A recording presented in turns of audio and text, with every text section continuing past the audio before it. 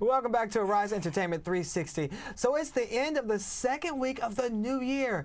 And like most of you here at Arise Entertainment 360, we've been reflecting on ways to improve ourselves. And our finances. Got that right. So joining us today, we have personal finance expert and founder of the Live Richer Challenge, Tiffany, the Budgetnista Aliche. Welcome to the show, Tiffany. Thank you for having me. How are you? I'm First well. and foremost, you look glorious. I'm rich. Rich. I like richer. Get some of that richness. No. But I do have to ask you, since you've been rich, you got a lot of green on your arm. Yes. Tell us about these bracelets here. So these are reminder bracelets that I made for I have about 500,000 people that follow my Live Richer movement worldwide. Let's place one of these down on the table here so we can actually get a close. And so what they do is they remind you of your spending priorities in order. First, what you need. Then what you love, then what you like, then what you want. So it's just a nice little, so as you whip out your card, you're like, is this a need? Is this a love? Interesting. I'm going to need one of those for my wife. I think I might be Oh, yes, this is good. So need, love, like, want. Yes. So what if I think I need a new pair of Louboutins? So need is a literal version of need, meaning that you have to get this thing in order to maintain life. So food, shelter, like medicine, transportation, things like that, right? And then your loves, you really choose about 2 loves of your life. So for me, for example, it might be my business, the Budgetnista, and travel. So that means when I'm ready to spend money, I have to ask myself, is this a need? So let's just say I see a really cute dress. Is this dress a need? No, I already have clothes. You know, and is this dress a love? Does it have anything to do with my business or travel? It doesn't mean I can't get it, but what it does mean is I have to acknowledge that I'm taking away from my ability to travel more or invest back into my business. It almost reminds me of sort of like opportunity cost in economics. It is, but it's just a quick visual because I don't like over-sacrificing. So instead, I'm not saying no to the dress, I'm saying yes to Paris. Oh, I like but that that way also of thinking. means if you're reaching for something you want, you're like, oh, do you usually say, have I covered all of these other things in my budget first? And if I have, then I have the extra money to go for my wants. So it's not telling yourself no, it's telling yourself yes to more. So what's the difference between like and wants then? Because a want to me would be something that I think I love. So help me explain that and clarify. So wants are kind of like your lowest common denominator. Like, you know, I kind of want to eat out today. It doesn't really, well, it doesn't, for me, it doesn't really move the needle of making my life better. And liking it, it's just below love, but so you might say, you know, I really love to travel, I love my business, I love getting my hair done. Well, we're not going to choose all of those things. We're just going to choose 2 of them to go in the love category, and everything else can go in the like category.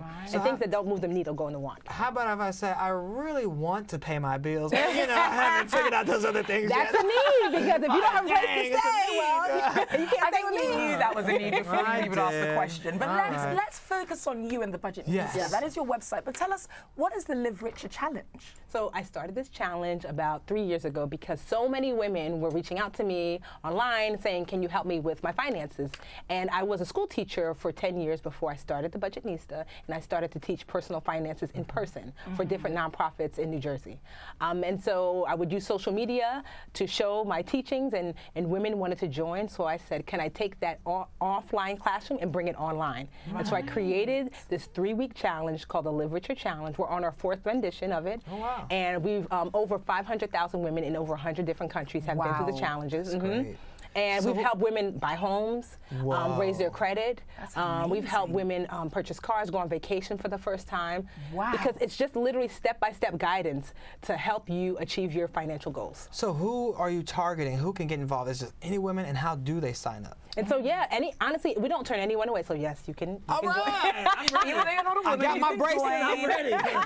So anyone can join. I focus on women because, especially women in our community, there's a study that shows that we make 70% of the financial choices in our community. So that's why I target women. But anyone can sign up. You just go to livericherchallenge.com, and you can choose between the 4 challenges. There's a fundamentals, which teaches you all the basics. There's a credit challenge. There's a savings challenge. And currently the new one is the net worth edition. And so for 3 weeks, for example, during the net worth edition, I teach you what net worth is and how to calculate it during the first week. The second week, I teach you how to raise your net worth. And the third week, I teach you how to maintain your net worth. And it's totally free. Interesting. I love it. We should do like the challenge for us and then follow up and update our lives throughout the 3 weeks and tell people what's going on. It's really empowering because the teacher in me has figured out a way to take what can be complex, which is money, and really break it down the way I used to teach my students when I was a school teacher, so you can do it yourself. All you have to know how to do is to read, write, add, subtract, and I take care of the rest. Amazing. If you need a script to talk to your debt collector, it's in there. Wow. If you need a spreadsheet to fill out your budget, it's in there. So you are literally turning people's lives around. I hope so. Wow. So what are some of the financial struggles that some of these women have faced? So typically, it all comes down typically to budgeting and saving. Most people are just spending more than what they're making. Credit is also a large one because in this country, in the U.S. anyway, that if you don't have credit, it's almost worse to have bad credit than it is to have no money. You know, because Yes. credit allows you to have leverage in the United States. And Yes. so it's budgeting, it's saving, it's credit, and it's debt as well. In the United States, our debt it's choking us to death, quite honestly. And people feel helpless and hopeless. You know, the doctor down the street that you think is doing so well is struggling. You know, the nurse that you think is making great money, and she is still struggling. One of my mentees is a lawyer, and she's bright and she's excited, but her student loan debt is costing her $900 a month. How do you move past that? How can you move out of your For the parents' rest of her house? life? Yes. I don't. Well, until she pays it off. Wow. Yeah. So it's scary if you don't know what to do. And I've been in a position where I was afraid and scared, and I said, well, where are the resources to help people who don't have a financial degree? You know. And so I created them because I didn't see them out there. Yeah, for some of those people that are in a lot of debt, what advice do you give to them to get out of that debt? Well, first thing first, it's like if you're in a ditch and you have a shovel in your hand, stop digging. And so most people's shovel is their credit card. And I've been there when you're like, oh, my credit card debt is so high, and then you swipe tomorrow. Oh, it's just getting crazy, and then you swipe again, right? And so you have to put the shovel down, put down the credit card, and you really have to start to transfer over to a life of just using the money that you have. That is you know? available to you, right. And then, you know, you want to create a plan. I like automated systems. So at one point, I was $35,000 in credit card debt. Wow. And I didn't think I was going to be able to get out. But I finally put the shovel down, the credit card down, and then I followed something called the Snowball Method. And that's when you pay the smallest debt off first. And then once you pay that debt off, you take all of the money that you were putting toward that smallest debt and put it toward the second smallest debt. So all of a sudden, the second smallest debt is getting the first smallest debt's minimum payment plus whatever extra money you found from your budget. And it's getting like 3 payments in a row. It's getting its minimum, the second smallest debt's minimum, and whatever extra money that you found from your budget. And so once you pay off that second smallest, you move on to the third smallest. And so you collect minimums along the way. So as you pay off a debt, you're like, well, I'm no longer paying this debt, but I'll still push out that payment, but give it to this one. And so it makes And the you're getting snowball your credit back on track. Exactly. So That's it took about amazing. 2.5 years, but I paid off that $35,000 in debt, and I've been debt free since then. And I'm sorry, I just want to, like, because once you pay it off, how long does it take for your credit to go back to normal? Because a lot of people are worried about their credit scores, and although you've paid it off, your credit score is still hit. I mean, Yes. how long does that take? So it all depends. So I want you to think about your credit score like your GPA when you were in high school, right? And so let's just say we're all seniors. And this is our last year to kind of get your stuff together.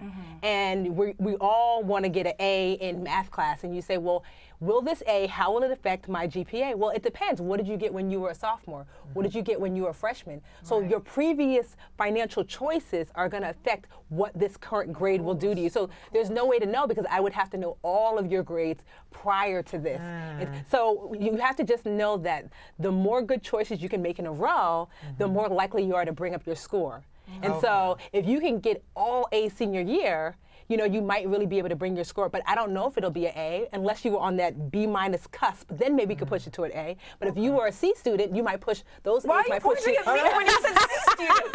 What? Never. Is it because I'm English? No, those A's might push you to a B. So it's all your GPA. So your credit score is a mix of all of your financial choices, present and past choices. Absolutely. Now, you spoke about 35,000 in bad debts or bad credit, was it? Yes. Previously. And 2009 was sort of a defining moment for you, Yes. wasn't it? So tell me about the teachable lessons that you gained from that and how is that reflected in your life? So in 2009, that was the height of the recession, and I was a school teacher, and all of my friends were losing their jobs, and I said, not me, because teachers don't lose their jobs. That was not true. My school closed its doors, and I was devastated because I'd bought a home just a few years earlier. And I had a mortgage and I had student loan debt because I got my master's a few years before that. So all of a sudden I had $50,000 from my master's. I had $200,000 from my home. And then I had that $35,000 in credit card debt. So I had nearly $300,000 in debt and no income. And so I was Wow. 30 years old, or 29, on the cusp of 30. I ended up moving back home with my parents and sleeping in my middle school bed, which was extra medium. That's why I call it the small medium. Yeah. And it was it was very humbling. And it was in that time that I had to rebuild. Because one thing I was really good at was budgeting and saving, and it was just that the economic times kind of like put me back, you know. It wasn't because of that I wasn't good at budgeting and saving and things like that. So I used a few years of my life to really rebuild. And as I saw my friends struggling, I helped them to rebuild. And I realized this could be a business to help people rebuild who've made these financial mistakes or have found themselves with these financial setbacks. Wow, that is amazing. Yeah. Well, you've feel given so us so much inspired. knowledge. Thank you so know. much. We really appreciate Now I can this. save some money. Yes, Stop before- going shopping. We want to help other people save, so where can they get a hold of you and these bands and all your classes? So you can Challenge. find me as The Budgetnista everywhere. So thebudgetnista.com. I'm The Budgetnista on Instagram, Facebook, Twitter. And if you want to sign up for the free financial challenge, just go to livericherchallenge.com. Are we going to be taking it up? Yes, let's do it. Okay. Richard Challenge. Here We're we about come. to be as rich as you. Thank you so Thank much you. for coming in. We Thank appreciate it. you. Thank you very much. All right, don't go anywhere. We'll be right back with more Rise Entertainment 360.